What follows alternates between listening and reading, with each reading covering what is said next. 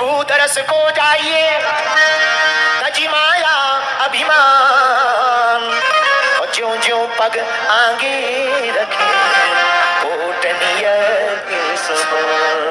मंदिर के दर्शन को हम जब भी जाएं अभिमान को त्याग कर। हम लोग भगवान के दरबार में भी वीआईपी प्रोटोकॉल चाहते। यहीं की घटना है बद्रीनाथ की।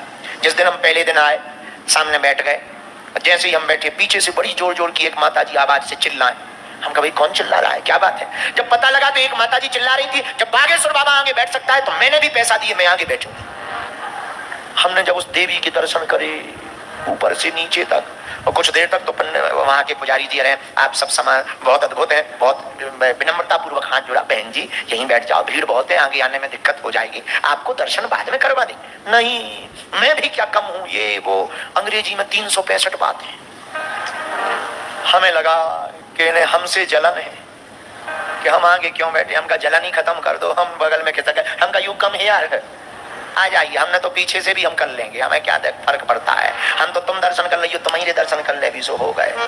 पर हमें जो है एक बात मन ही मन आई, उनसे तो कुछ नहीं बोला, क्या बोलेंगे, अभी तुरंत एक्ट लग जाएगा, कोई कौन लफड़ों में फंसे, तो उनसे तो कुछ नहीं, पर मन ही मन में हमने बोला हमका जो भगवान के यहाँ भी ये कहें कि हमने भी पैसा दिए हैं, इन्हें तो मंदिर में भी घुसा दो तब भी भगवान दिखने वाला नहीं है,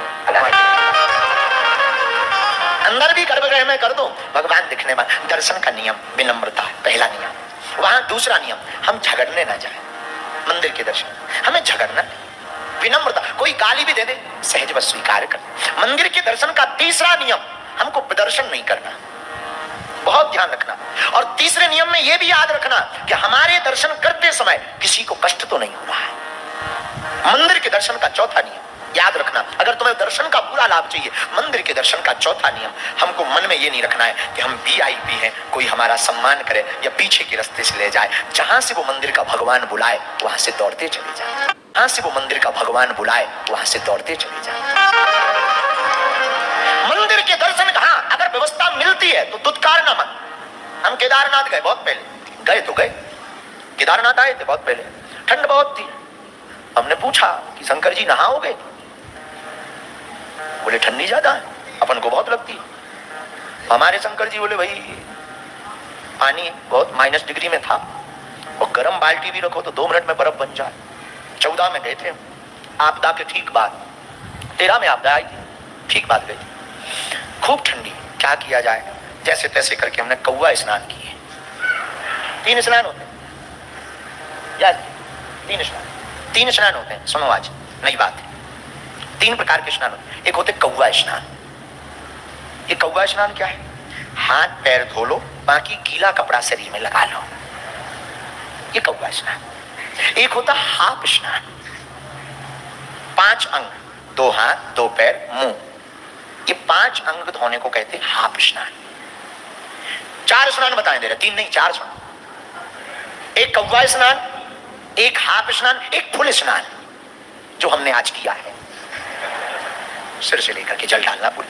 एक होता स्पर्श स्नान, ये बड़ा खतरनाक है। हाँ, ये ठंड का मौसम, सरयू जी के किनारे हम रहते थे, एक महात्मा और थे, ठंड का मौसम भयंकर ठंडी, महात्मा गए राम राम सीताराम सीताराम सीताराम, हाथ में लिए माला सीताराम सीताराम। सरयू जी में देखा भयंकर ठंडी, पुराने जमाने की ठंडी होती थी, बड़ी तोड़ खतरनाक होती थी। उन्होंने सोचा ठंडी ज्यादा है, पहले हाथ का अंगूठा डाल के देख लें कि सह लेंगे कि नहीं, और जैसे ही अंगूठा डाला शरीर फड़फड़ा गया। महात्मा वापस आ गए, बाद में आएंगे फिर स्नान करेंगे। हमें मिले, हमका महाराज दंडोत, बाबा जी, अरे अरे पंडित जी दंडोत दंडोत। हमका स्नान हो गए? बोले हो गए। हमका जटाएं तो गीली नहीं दिख रही, तो धीरे से बोले अंगुष्ठा स्नानम सर्वम स्नानम, अंगुष्ठा स्नानम सो सर्वम स्नानम। हम भी बड़े बारे थे, हमने पकड़े उनके चरणों, पूरे शरीर में लगाए अपने हाथ। बोले ये क्या? हम कही तुम स्नानम सो मम स्नानम, हम समझ गए कि जब तुम अंगूठा भर से काम चला के आ गए, लफड़ा ज्यादा है, मतलब सीधो सो अकड़ जाने फ्रिज जैसो, कौन लफड़ा में फंसे। हम समझ गए जैसे रुई बिल्कुल अकड़ जाए वैसे ही अगर हम तुम स्नान, 2 जने बोले चलो, हम चलो 8 बजे आएंगे अब तो ये स्नान। तो केदारनाथ की चर्चा हम आपको बता रहे थे, वो बात आप लोग भूल ना जाओ, जहाँ हमारा लक्ष्य है वो आपको बताना। गए स्नान किया, ऐसा नहीं है कि नहीं किया, पर ठीक है। तिलक चंदन लगाया, हमने केदारनाथ भगवान से दूर से पूछा, लंबी लाइन है, बर्फ गिर रही है, अपनी दम नहीं, क्या करें, लग गए लाइन में। 2 बच्चे साथ में थे, परिकर, उन्होंने झोला ले लिया। वो बोले गुरुजी आप वहां टपरी में खड़े हो जाओ, हम लाइन में लगे, दरवाजे पे पहुंचेंगे, आप आ जाना। हम कहा ये ठीक है। हम चाय पीने लगे, तब तक हमारे केदारेश्वर महादेव बोले कचौड़ी और खा लो। क्या करोगे खड़े खड़े? हमने कहा नहीं नहीं नहीं, खाना नहीं है, अभी दर्शन करना है, बाद में खा ले। बोले नहीं नहीं गर्म है। अब जब नहीं माने, अब उनकी ही आज्ञा, मन में भी वही बैठी, हमने सोचा हम दर्शन करने अंदर जाए और कचौड़ी दिमाग में आए। और दर्शन का एक कचौड़ी भी हमने ली, हल्की चाय। इतने में एक आर्मी के भाई साहब आ गए, कनन टांगे, अरे आप बागेश्वर महाराज? हम कहा हम वही है। उन्होंने कहा महाराज, तुरंत उन्होंने प्रणाम किया, कल्याण हो तुम्हारा। कहाँ गुरुजी? हम कहा यहीं दर्शन भाई। हम कहा भाई दर्शन ही हो गए होते, यहाँ खड़े होते, कमरे में होते, रजाई ओढ़ के पड़े होते। तुरंत चलिए, हमने कहा चलिए। हम समझ गए अब क्यों, कौन मना करे। पीछे से लिवा गए सीधा अंदर गर्भगृह में। महादेव बोले कहो कचौड़ी खब गई, हम की बात ही आया। तो अभिषेक हुआ, जो दोनों लाइन में लगे थे वो अभिषेक होने के बाद आए और लाइन में धक्के खाते हुए बोले गुरुजी हम की चेले, चलो अभी परिचय मत लो, बाहर मिलते हैं अपन। ये बहुत आपको विनोद की चर्चा लगी। इसके पीछे जो हम आपको लॉजिक समझाना चाह रहे हैं कि कभी कभी ऐसी कोई कृपा हो जाए, अब वो तुम्हें अलग तरीके से बुला ले तो उसको भी स्वीकार कर लेना, मना नहीं कर, लेकिन इस अपेक्षा में मत जाना कि तुम्हें भी पीछे के गेट वाला कोई मिलेगा। ये चौथा नियम मंदिर का आपने अगर माना। 5वां नियम, मंदिर में आप आओ तो बहुत विनम्रता पूर्वक आकर के मंदिर में रखी हुई सामग्री को, प्राय बहुत से लोग ऐसा करते हैं, सामग्री का तिरस्कार कर देते। माला भी मिलती, प्रसाद भी मिलता, कुछ देर रखे रहेंगे, फिर गाड़ी में रख देंगे, पॉलीथिन में पैक करके या तो बहते जल में प्रवाहित कर लो, या फिर तुम्हारी क्षमता हो उसे रख सको अपनी तिजोरी में जाकर रख लो, ताकि उसका अपराध ना लगे। जो निर्माल्य है भगवान का, ये उसका अपराध ना लगे। मंदिर के दर्शन का 6वां नियम, हम जब भी मंदिर में जाएं संसार की वस्तुएं ना मांगे। हम मांगते हैं भगवान को 2 रुपए का दूध चढ़ाते, 2.5 करोड़ का पर्चा पकड़ाते, नहीं, भगवान से मांगने की प्रिय वस्तु कुछ है, भगवान से भगवान को मांग लेना चाहिए। उनसे कह दिया आप हमारे। मंदिर के दर्शन का 7वां नियम, आप मंदिर दर्शन जब भी करने जाओ, 7वां नियम, जब भी जाओ हो सके, अगर कोई मजबूरी है तो बात अलग है, भारतीय वेशभूषा के परिधान में जाना चाहिए, जो हमारी परंपरा है। उस वक्त ही सही 10 मिनट के लिए आप धोती लगा लो। माताओं को भी मर्यादित वस्त्र पहने। इसका मतलब ये नहीं है कि हम आप पर कोई प्रभाव बता रहे हैं या कोई नियम बता रहे हैं। आपकी जिंदगी है, भारत देश 1947 में आजाद हो चुका था, आप आजाद देश के आजाद नागरिक हैं, कुछ भी कर सकते हो, पर याद रखना ये आपका रहन सहन बता रहा है कि आप किस खानदान से आए हुए। बुरा मत मानना, भारत के लोग कथा को सुन रहे हैं, पूरे विश्व के लोग कथा को सुन रहे हैं। अगर कम कपड़े पहनना मॉडर्न जमाना है तो तुमसे बेहतरीन और तुमसे सबसे पहले मॉडर्न तो हमारी भैंसिया हो गई थी, कभी पहनती है। अगर आपको लगता है कि आप मॉडर्न जमाना है और कम कपड़े पहनना मॉडर्न जमाना है और तुम्हें लगता है कि हम इसके विरोध में, बिल्कुल विरोध में नहीं है, पर मर्यादा है हमारी भारत भूमि की कि हम कभी भी देवालय में जावें, तीर्थ में जावें, मर्यादित कपड़े पहन करके जावें, ताकि वहां जाएं तो लोगों को भी लगे कि किसी संस्कारी परिवार से कोई आया है। मंदिर का 8वां नियम, अगर आपको दर्शन का लाभ लेना है, जब भी किसी तीर्थ में जाओ 3 बातों को याद रखो। पहले जाते ही स्नान करो, वहां कोई सरोवर है तो ठीक है, नहीं है तो वहां की रज को ऐसे लेकर के शरीर में लगाओ, ये भी एक स्नान है, स्नान करो। दूसरा, ध्यान करो, वहां की कुछ महिमा को सुनो पहले। तीसरा, जो हो सके अपने मन से, श्रद्धा से, जेब से दान करो। ये 3 बातों को आपको 8वें नियम के रूप में पालन करना।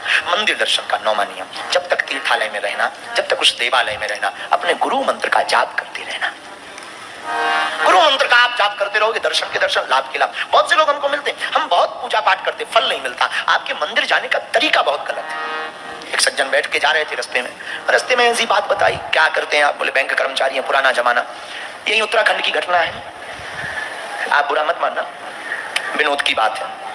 उत्तराखंड का चंगीलाल रिक्शा पर बैठा मंदिर जा रहा था।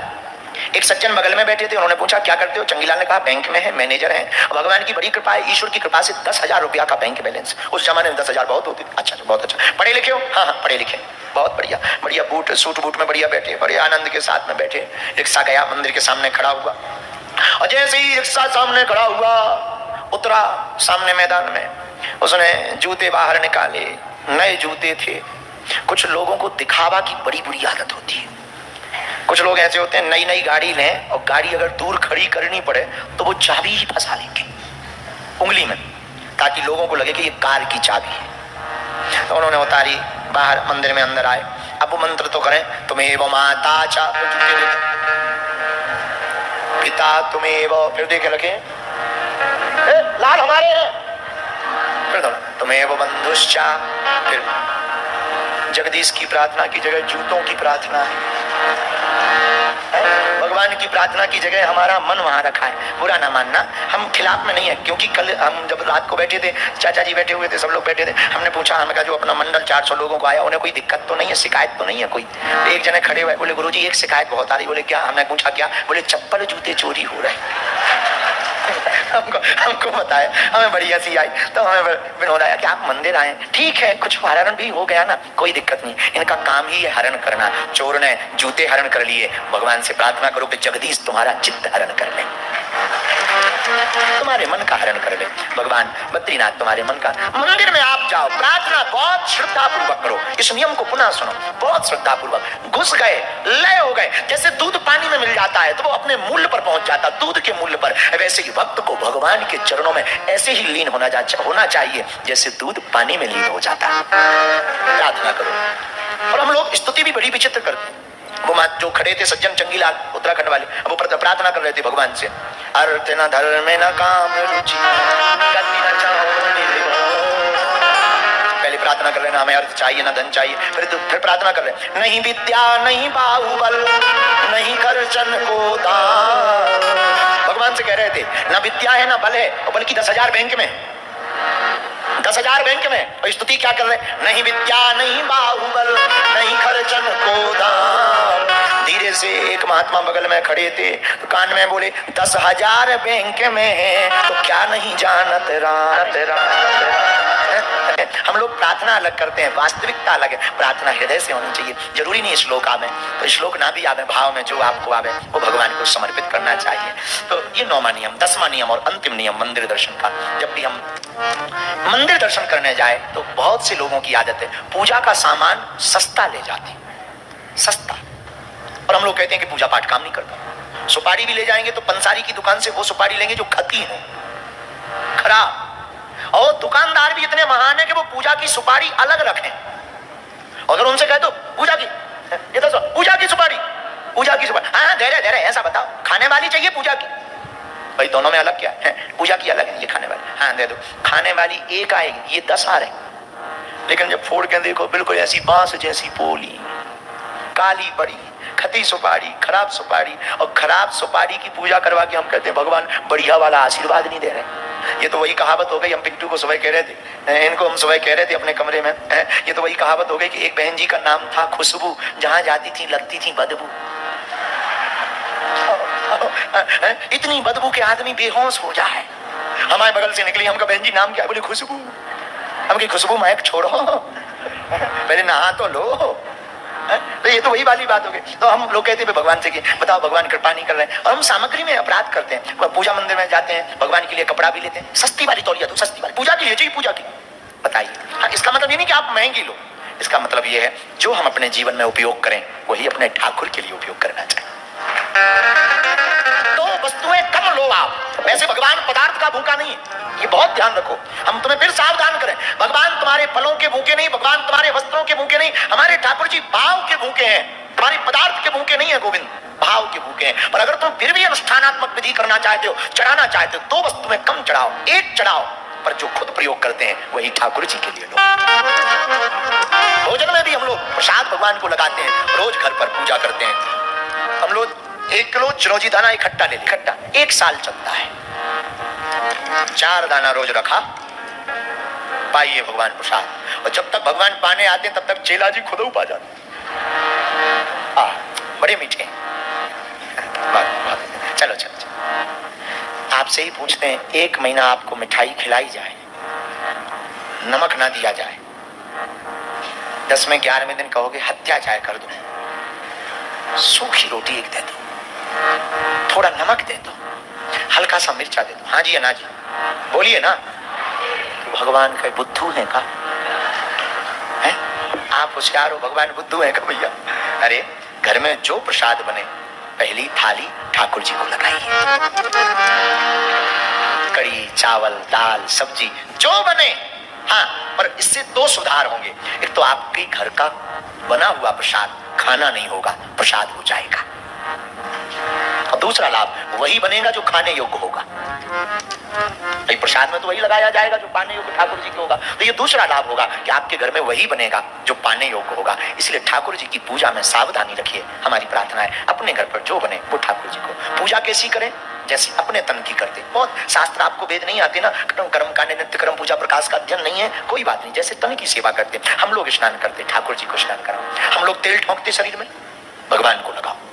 हम लोग रोज प्रेस बने हुए कपड़े पहनते हैं, ठाकुर जी के भी रोज कपड़े धुले हुए वस्त्रों को पहनाओ। हम लोग रोज चंदन लगाते हैं, ठाकुर जी को भी लगाओ। हम लोग रोज इत्र लगाते हैं। कुछ लोगों को शौक होता है स्प्रे का, वो आजकल वो चला बॉडी में अंदर डालते, क्या बोलते हैं, बॉडी लोशन,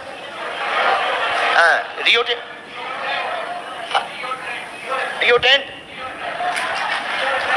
डिओड्रेंट, हाँ जो भी है, अपनी अंग्रेजी बहुत अलग टाइप की है, तो जो भी है हम लोग लगाते हैं। भगवान को भी इत्र लगाओ। भगवान को स्प्रे ना भी इत्र लगा सकते हो, कोई शुद्ध स्प्रे हो तो ठीक है, वरना इत्र लगाओ। ठाकुर जी को चंदन लगाओ। माला कभी कभी पहनने का शौक होता है, ठाकुर जी को भी रोज पहनाओ।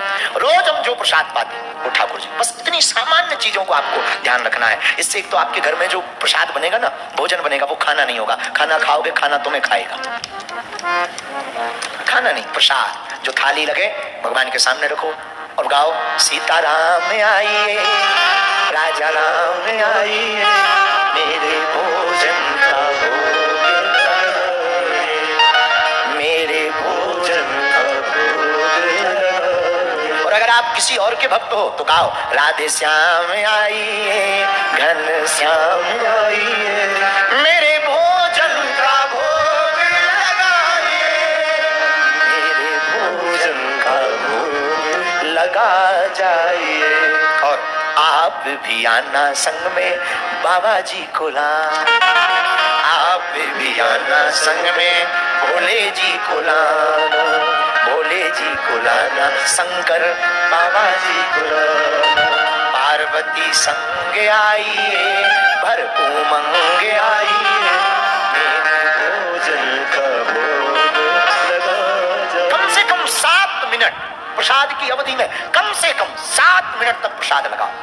फिर जब लग जाए जलाचमन करो, नेत्र बंद करके पर्दा खोलकर गरुड़ घंटिया बजाकर प्रणाम करो। प्रभु की जय हो, तो बीड़ा पान हो तो ठीक है, लौंग इलायची रखो तो ठीक है, इतने में काम चलेगा। प्रसाद की थाली उठाओ, उस प्रसाद की थाली का अन्न जितने लोग घर में भोजन करने आवे सबके में थोड़ा थोड़ा टुकड़ा रख दो, थोड़ा दाल रख दो, थोड़ी सी चावल महाप्रसाद रख दो। फिर आप देखो वो खाना खाना नहीं, प्रसाद हो जाएगा। जो भी पाएगा उसकी मति ठीक रहेगी, दुर्गति नहीं होगी, सदगति होगी। ये नियम है। तो मंदिर दर्शन करने के नियमों का आप पालन करोगे तो आपको दर्शन का लाभ होगा। अगर मंदिर में आप वीवीआईपी बनकर गए तो दर्शन हो जाएंगे, फोटो वोटो खिंच जाएगी, दुनिया की नजर में ये भी रहेगा कि आप धार्मिक हो, इतना हो सकता है, बाकी का हमें पता नहीं। और मंदिर में तुम्हें भगवान ना भी दिखाई दे तो परेशान मत होना, भगवान को तुम दिखाई दे रहे हो। तुम्हें तो वो देख रहा है, तुम भीड़ में ना भी देख पाओ, खड़े हो जाना, वो तुम्हें देख लेगा। अब ऐसा तो नहीं है कि भगवान तुम्हें नहीं दिखाई दिए तो दर्शन नहीं है, तो तुम पर कृपा नहीं होनी है। अंधे को भी नहीं दिखाई देता है, पर सूरदास पर तो कृपा हुई, सूरदास ने तो पाया। और एक बहुत पुराना कोई प्राचीन कथा है, कोई अंधा आदमी गया मंदिर में, तो मंदिर के लोग हंसे, बड़ा बाब रहा है, क्या भगवान को खाक देखेगा, अंधा आदमी दिखाई नहीं देता, क्या खाक मंदिर को देखेगा, जाओ बाहर बैठो, तुम काय को भीड़ में धक्का मुक्की खा रहे हो। अंधे ने मुस्कुराकर कहा, श्रीमान शांत हो जाइए, मैं जानता हूं मैं अंधा हूं, दिखाई नहीं देता, पर क्या हुआ, मुझे नहीं दिखाई देता, मैं नहीं देख पाऊंगा, पर वो तो देख सकता है, उसके देखने से कृपा हो जाएगी। तो आप इस चक्कर में मत पड़ो कि आपको भगवान दिखाई नहीं देता है, भगवान तुम्हें देख रहा है। भगवान अनुभव का विषय है, भगवान को अनुभव से ही पाया जा सकता। भगवान को आप बुद्धि से या भगवान को आप दिमाग से पा भी नहीं सकते। महात्मा को और परमात्मा को आप केवल भाव से पा सकते, उनकी कृपा को भाव से पा सकते। हम आज बैठे चर्चा कर रहे थे, यहाँ के बड़े प्रसिद्ध महात्मा गुदड़ी वाले महाराज, बद्रीनाथ के प्रसिद्ध महात्मा गुदड़ी वाले महात्मा जी, एक गांव, 2 गांव में दोनों जगह भंडारा। एक गांव वाले लड़ गए, ए महाराज हमारे गांव के हो, यही भंडारा पाओ, दूसरी जगह नहीं जाओगे। महात्मा बोले ठीक है भैया, कुछ नहीं बोला, पर पहुंचे हुए महात्मा उनको कौन पहचान पाए। 3 दिन बाद पता लगा कि दोनों भंडारी में बाबा जी रहे। तो हो गया काम, चेला भी खुश और गुरु जी की भी जय जय। इसलिए हमको परमात्मा की कृपा को पाने के लिए प्रदर्शन की आवश्यकता नहीं, दर्शन की आवश्यकता है। और दर्शन भी इन आंखों से ना भी हो, मन की आंखों से। इसलिए ये हमें लगा कि कथा कहने के पहले आपको मंदिर दर्शन का रीति रिवाज होना चाहिए पता। जितना हमें लगा, हमें ज्ञान तो यह नहीं है, जितना लगा इतना बताना चाहिए। इतना आप मान लो कि ये 9-10 बातें जो हमने मोटी मोटी बताई हैं, छोटी छोटी बातें बहुत भी हैं, पर ये मोटी मोटी बातें ही समझ लो, छोटी छोटी बातें तो हो ही जाएंगी। तो आपको दर्शन करने का आनंद मिलेगा, लाभ भी मिलेगा। और आप जो कहते हैं कि इतने तीर्थ जा रहे, देवालय जा रहे, कुछ समझ नहीं आ रहा, इतने में ही कृपा हो जाएगी।